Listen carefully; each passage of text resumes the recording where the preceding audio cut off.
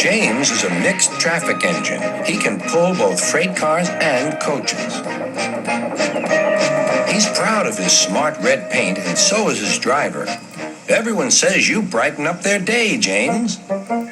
One morning, James whistled loudly at the other engines. Look at me. I am the smartest, most useful engine on the line. Rubbish, replied Thomas. We're all useful. Sir Topham Hatt says so, and he's head of the whole railway. You know what, James? Added Percy. What? Replied James. You're getting all puffed up. James huffed away.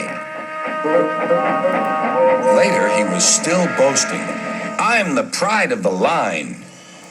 I saw you pulling freight cars, snorted Gordon. You're only a goods engine. I pull coaches, too. Not as much as I do. But Sir Topham Hatt has plans for me. James was only making this up, but Gordon believed him. What plans? Wait and see. Oh dear, he thought. Now what'll I do? Thomas was shunting shining new coaches. Good morning, James.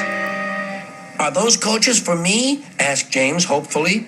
No, these are for Gordon's Express. I'll fetch your freight cars next. But James was going to play a trick on the other engines. Actually, Thomas, I'm taking the coaches. Sir Topham Hatt asked me to tell you. What about the cars? Asked Thomas. Give them to Gordon. Come on, Thomas, said his driver. Orders are orders. So when James's driver returned, James was coupled to the coaches and he puffed away.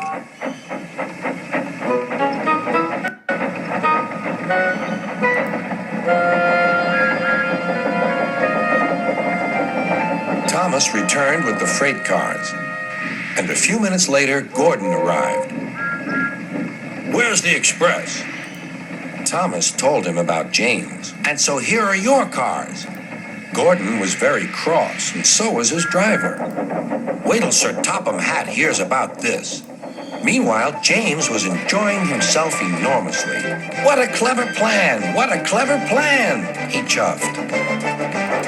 Then he saw Sir Topham Hatt. Some jokes are funny, but not this one, James. You have caused confusion.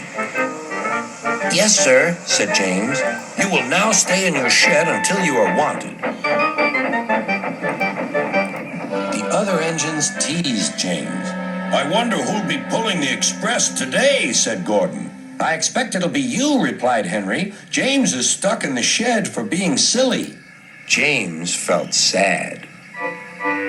Next morning, he went back to work. Hello, whistled Thomas. Good to see you out and about again. I'm sorry I tricked you, said James. Are these my cars? Yes, replied Thomas kindly. They are pleased to have you back. James set off to the harbor with his train of freight cars. He bustled about all day, pushing and pulling them into place.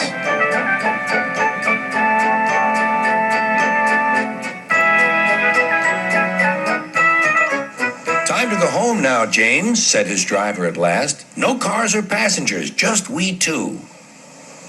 But his driver was wrong. Excuse me, called a man. I have a meeting with Sir Topham Hatt, and I mustn't be late. May I ride back with you? Of course, replied James's driver. Then he whispered to James, This gentleman is a railway inspector. James was most impressed.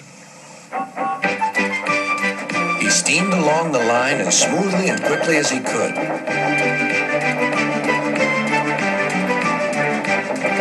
Sir Topham Hatt was waiting on the platform, and the railway inspector greeted him warmly.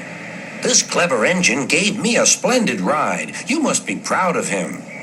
Yes, indeed. Once again, you are a really useful engine.